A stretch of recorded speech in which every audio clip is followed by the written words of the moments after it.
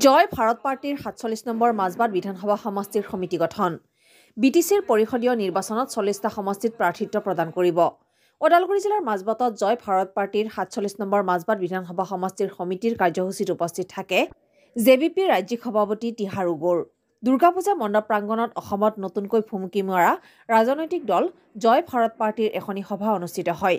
নতুন সমষ্টি কমিটিত সৰ্বসন্মতিক্ৰমে মাধৱ জংকক সভাপতি আৰু সোম মাৰ্ডিক সম্পাদক হিচাপে লৈ ৫১জনীয়া মাজবাট বিধানসভা সমষ্টি গঠন কৰা হয়। ২০২৫ চনত বিটিচিৰ পৰিষদীয় নিৰ্বাচনত ৪০টা সমষ্টিত প্ৰাৰ্থিত্ব প্ৰদান কৰিব বুলি ঘোষণা কৰাৰ লগতে জয় ভাৰত পাৰ্টিৰ লক্ষ্য হ'ল অসমৰ দুখীয়া লোকসকলৰ সমস্যাসমূহ ৰাজনৈতিকভাৱে সমাধান কৰা। North east live today Majbat. মুখ্য উদ্দেশ্য চাওক, অসমত যিমান সমস্যা আছে, নিবনুৱাৰ সমস্যা হওক, বানপানীৰ সমস্যা হওক, বহুতো সমস্যা আছে। আমি এই সমস্যা লৈ পেলাই আমি কাম কৰিম।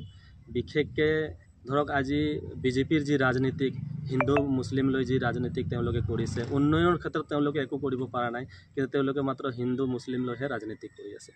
তো চাওক, আমি জয় ভাৰত পাৰ্টি আমাৰ আজিৰ পৰিকল্পনা নহয়, আজি ৩-৪ বছৰ আগৰ পৰাই আমি অসমৰ চুকে কোণে আমি আলোচনা বিলোচনা কৰি আছিলোঁ।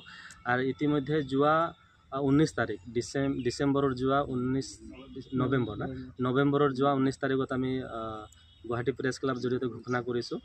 আৰু আমি এই নতুন ৰাজনৈতিক দল লৈ আমি আগবাঢ়ি আছোঁ। আৰু আমাৰ আশা আছে এতিয়া যোনটো পঞ্চায়ত ইলেকশ্যন আছে, পঞ্চায়ত ইলেকশ্যনতো আমি প্ৰতিদ্বন্দ্বিতা কৰিম, আমি কেণ্ডিডেট দিম। ইয়াৰ পিছত BTR ইলেকশ্যন আহিব, তাৰপিছত MLA ইলেকশ্যন আহিব। আমি অসমৰ গোটেই চুকে কোণে আমি প্ৰতিদ্বন্দ্বিতা কৰিম। BTADত আমাৰ 40টা যিহেতু সমষ্টি আছে, 40টাৰ ভিতৰত আমাৰ 25টা আমি ইতিমধ্যে আলোচনা কৰিছোঁ, 25টা ফাইনেল হৈছে। পৰৱৰ্তীত আলোচনাৰ মাধ্যমত আমি আৰু বেছি পৰাপক্ষত আমি 40টাতে আমি কেণ্ডিডেট দিবলৈ আমি চেষ্টা কৰিম।